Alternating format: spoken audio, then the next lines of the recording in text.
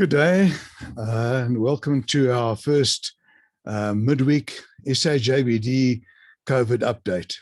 So every Wednesday at 12 noon at this time, I'm going to give you an update of where we are with the COVID pandemic. And then secondly, after that, try and answer many of the questions which you have sent in. And thank you very much for sending these questions in. So I'm going to go straight away to a slideshow.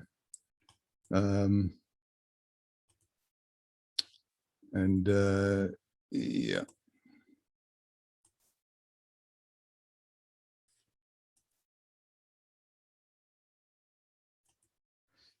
Right, this is the general dashboard of where we are. It gives you the kind of raw figures, the cumulative cases up to now, just over 2 million cases, 192,000 of which are still active cases.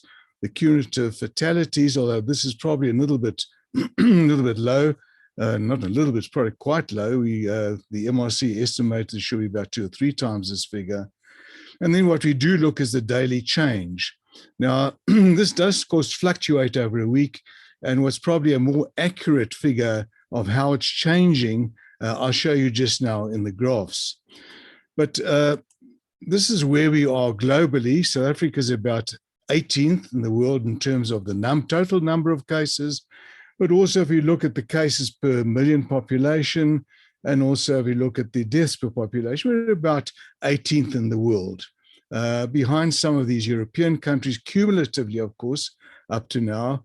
Of course, our epidemic started a little bit later after compared to theirs, compared to Italy, Spain, and so on.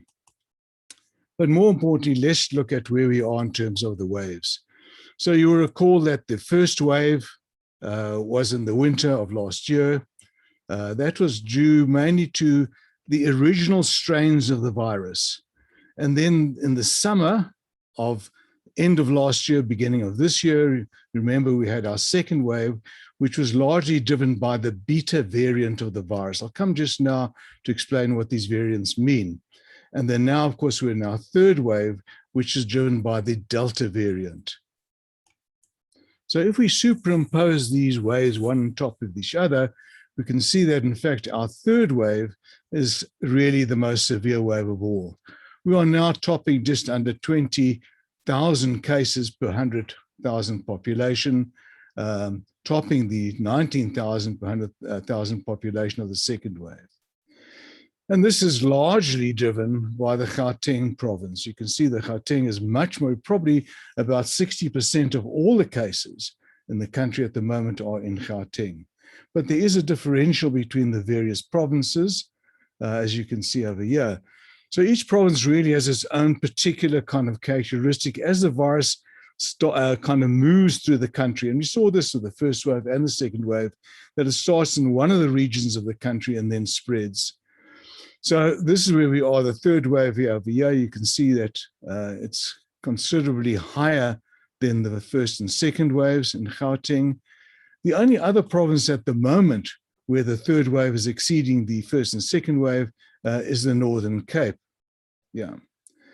The other provinces are still climbing. They're still developing their third wave. We can see this, so for example, in the Western Cape over here, climbing towards the to overtake the second wave, which it probably will do, as we've seen in Gauteng and we've seen in the Northern Cape. And this is the figure in the Eastern Cape, a little bit below and still developing. Interestingly enough, because the second wave, the Eastern Cape was one of the first provinces to be mainly affected, and then spreading, the Eastern and the Western Cape, in fact, and spreading upwards to the inland provinces. This third wave is a little bit the other, bit of the kind of reverse of that, mainly, as I said, affecting Gauteng and then spreading to other provinces. KwaZulu-Natal still developing, probably in the earlier stages of the third wave. So if we go back to our Gauteng, we can see that it has inflected, the curve is inflected and starting to come down. So in Gauteng and the Northern Cape, we have really kind of reached the peak of the third wave, starting to come down. but of course, very much high activity, intense activity, particularly in Gauteng at the moment. So what's driving this? As I mentioned earlier, this is the Delta variant over here. There are 4 variants of what we call variants of concern. These are variants which do have properties which make it which give us a degree of concern, a degree of worry. Each one has its own particular problem. The Alpha variant is the variant which has been found originally in the United Kingdom, sometimes called the Kent variant, but it's spread really mainly to the Northern Hemisphere countries. In fact, this is the most widely spread variant up to the Delta, which I'm going to come to just now. But up to now, this has been the main variant, mainly in the Northern Hemisphere, but also in many countries in Europe and America and Asia and so on. The Beta variant was a variant which dominated South Africa and Southern Africa. And its problem was that it was relatively resistant to vaccines. What you call it escaped the immunity which was elicited by vaccines. And that was a big problem because it restricted our choice of vaccines to the 2 vaccines which we're using now, the Johnson & Johnson and the Pfizer vaccine. The Gamma variant is one which hasn't spread that widely in the world. It was found first in Brazil, it spread to a number of South American countries and Central American countries, but it hasn't spread widely beyond that. And now we have the Delta variant. This is characterized by being the most infectious variant, the most contagious variant of all. In fact, the Delta variant is probably about 60% more contagious than the Beta variant. If we compare it to the previous strains, it's probably about double as contagious as the original ancestral strains, the ones before these variants. How do we kind of characterize, how do we understand these variants? Well, there's a network of the virology laboratories around the country, a network of 7 laboratories, which are constantly monitoring by genetic characterizing of the virus, these various variants, or what you call strains, sometimes called lineages, just to confuse everybody. But I'll stick to the term variants. And they're constantly monitoring the variants. And these are virology laboratories throughout the world. There's a repository in the United States which characterizes all variants around the world and then classifies them into these various labels, alpha, beta, gamma, and so on. And there are the variants of interest, which are the initial ones, which don't have yet characterized these very sinister problems, and then the variants of concern, which I mentioned just now. So we are now in the throes of the Delta variant. And this shows you in this graph over here, up to now, these yellow bars indicate the Beta variant, which dominated from the latter part of last year until very recently, until about the middle of May, towards the end of May. And then these green bars over here are the Delta variant. And this has really taken over in this country. It's really taken over globally because of its intensely contagious properties. It has overtaken all other variants and displaced all other variants to become the major variant in the world. And here you can see in South Africa, this epi curve, this epi week over here, 26, is the end of June, beginning of July. And you can see this in light green. This purple, blue purple was the Beta variant. This light green over here is the Delta variant. And this has now become the main variant in the country. Just a couple of words about the status of vaccines. So up to now, of course, South Africa has been relatively slow in the rollout compared to many other countries. It is a complex question, and I won't unfortunately have time to go into it now, but just to kind of update you where we are now, 4.5 million doses of vaccine have been administered so far in total. This is where we are as it's yesterday. Of these, just under 1 million doses of Johnson & Johnson vaccine have been administered. This is, of course, just one dose to give adequate immunity. And I'll come to there are a couple of questions which were asked about the Johnson & Johnson and boosters. I'll deal with that just now. And then we have the Pfizer vaccine, 3 million doses, 3 million individuals have received first dose. And of these 3 million, 540,000 have also received a second dose for a combination of 3.6 million. And that gives us our 4.5 million doses to date. So if you look at where we are as at yesterday, a total of 4.5 million have been vaccinated. Fully vaccinated, in other words, those who received the single Johnson & Johnson vaccine, and those who've received 2 doses of Pfizer vaccine.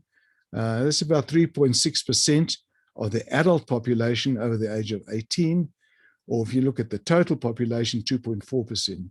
So it's still very, very low, and we've still got a lot of catching up to do. Those who have been partially vaccinated, in other words, received 1 dose of Pfizer, that's about 7.7% of the adult population, 5.1% of the total population. And total vaccination, either received 1 dose of Pfizer or 2 doses of Pfizer or Johnson & Johnson, 11.3% of the adult population and 7.6% of the total population.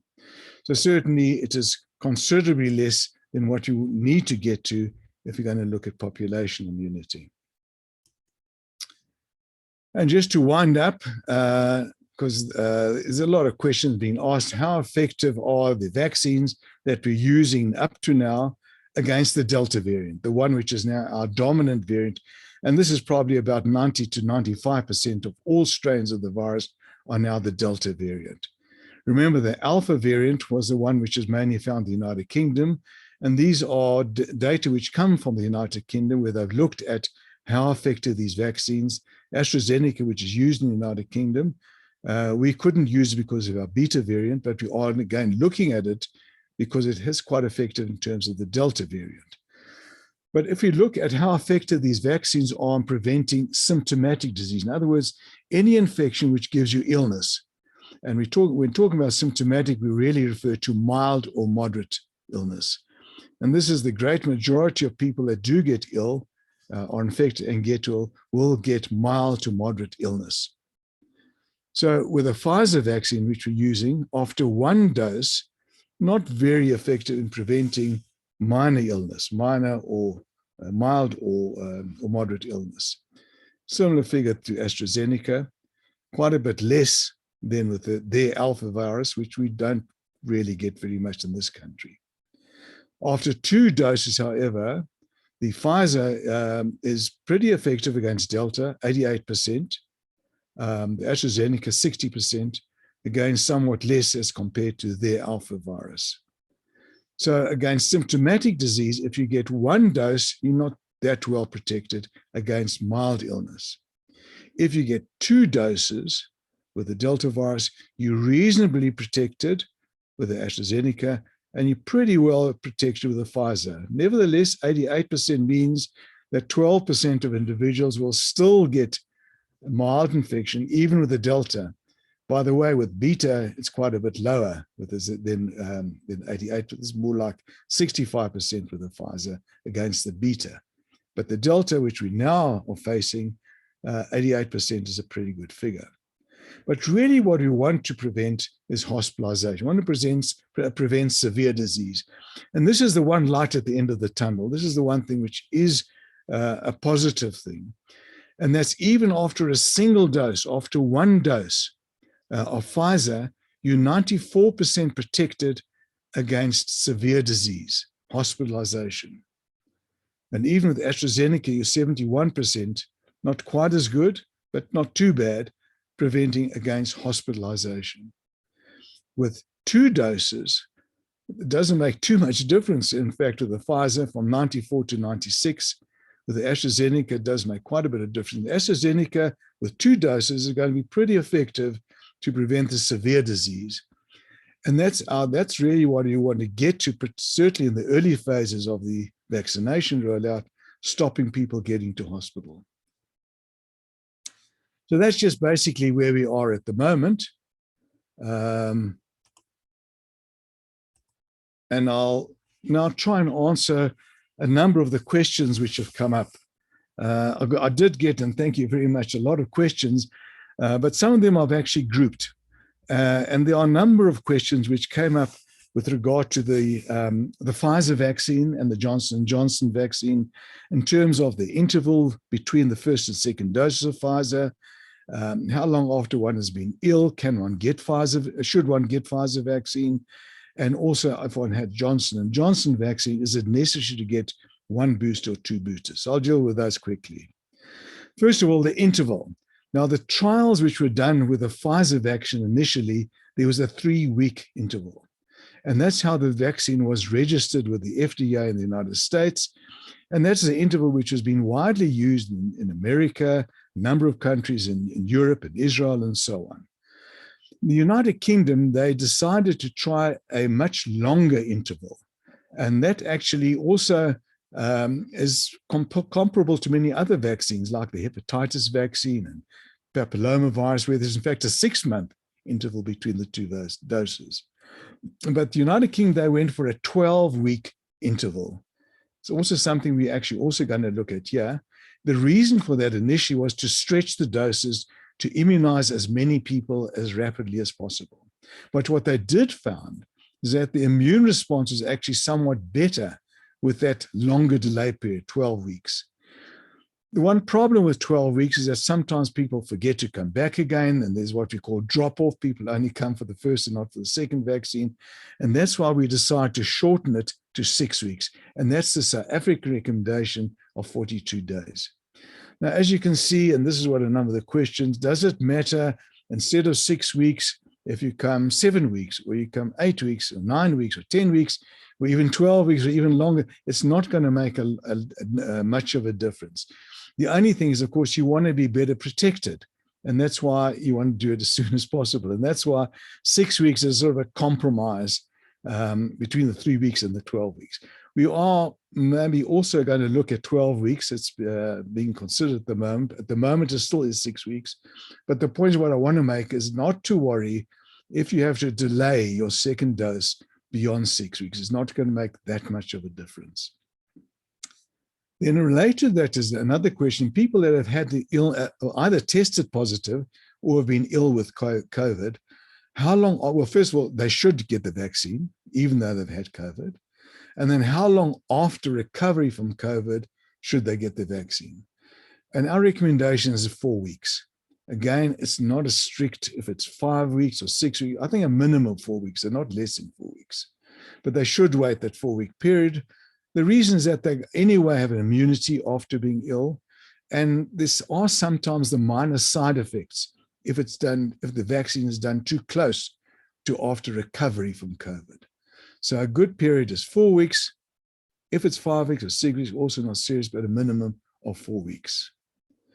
Then the related question to that is boosters for either Pfizer, 2 weeks, two doses, certainly going to give very optimal immunity. There really is no need for a third booster or a fourth booster and so on. Certainly not for a fourth booster, and also not for a third booster. There is some work which has been done in some countries like Israel, where they're looking at people whose immune system is compromised, who are what we call immunosuppressed, either from illness or from drugs they're taking for cancer, for example. They may need a third booster because their immune system is suppressed, just to kind of, again, stimulate the immune system. But in this country, we have not adopted that policy as yet. And in fact, internationally, it's only being researched. It's not yet a policy anywhere as yet. With regard to the people that have had the Johnson & Johnson, should they get a booster? No, not really. It's not really necessary. We know that they get optimal an immune response after Johnson & Johnson, and getting a booster is not going to boost it very much. So it's not necessary to get a booster after the single dose, certainly not for this year. We are weighing up whether next in future we do need boosters, and probably will need boosters, but for the meantime, it's not necessary. Just related to that, how safe are you after vaccination? There have been a number of questions related to that. Certainly, you reduce your chances markedly of getting severe infection, but not all that much in getting mild infection. So certainly, while the Delta virus is running rampant through the country, and particularly in Gauteng, you really are strongly advised to take all the precautions. And I think there was one question about a doctor who wasn't wearing a mask while attending to patients. I find it difficult to understand, but certainly one should still wear masks, still have sanitized hands, still avoid functions, still avoid indoor gatherings and so on, even after being vaccinated. Not necessarily take an antibody test. The antibody test is a bit unreliable. Even if it's negative, it doesn't mean you're not immune. You are still immune. And I think I'll leave it at there. I'm running out of time. I'm sorry, there are many, many questions I didn't get to. I'll try and get to them and any other new questions in my next meeting next Wednesday at 12. So thank you very much. And please keep rolling in with the questions and queries. Have a good day.